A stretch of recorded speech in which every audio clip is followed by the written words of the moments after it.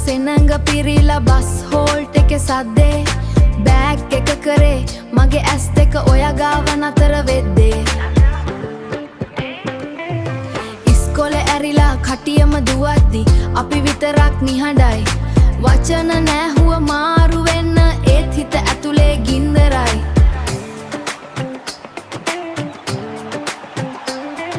traffic එක වැඩි වෙද්දි පාර පනින්න බය වෙද්දි කහ ඉරේදි අල්ලගත් අත තාමත් මගේ හිතේ තියෙද්දි ඉස්කෝලේ ඇරෙද්දි ඒ නිහඬතාවය දැනෙද්දි